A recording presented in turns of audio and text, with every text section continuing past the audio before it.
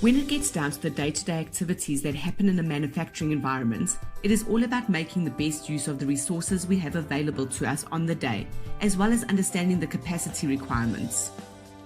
Capacity planning or resource planning is a long-term decision that establishes a business's overall level of resources.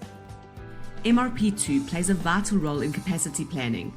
Both MRP and CRP rely on accurate information which comes from the MPS.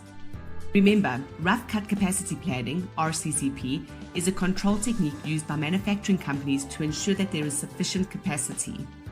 Resource planning and RCCP both use the Bill of Resources to calculate the capacity requirements of the master production schedule.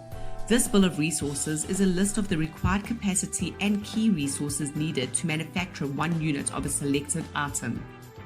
The forecast from the production plan is combined with the actual customer orders and fed into the MPS as a gross requirement.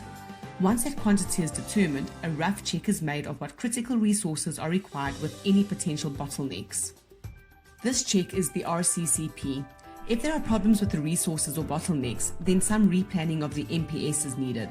Whatever happens, the MPS should not proceed until there is alignment within the RCCP.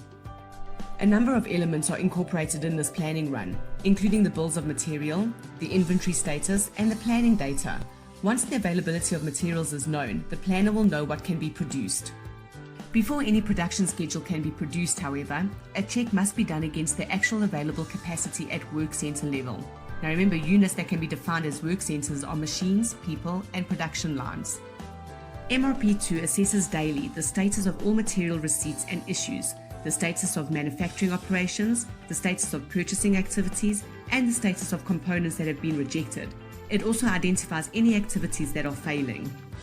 3 items constitute input into the MRP control system: the forecast of demand for end items, the associated bill of materials, the BOM, and the current inventory status.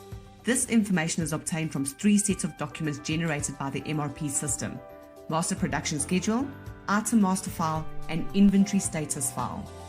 The item master file contains all information about an inventory item, such as the unique part number, description, procurement lead time, order quantity methodology, and lot sizes, etc. Whilst the inventory status file changes constantly as it shows the level of inventory as well as the warehouse location.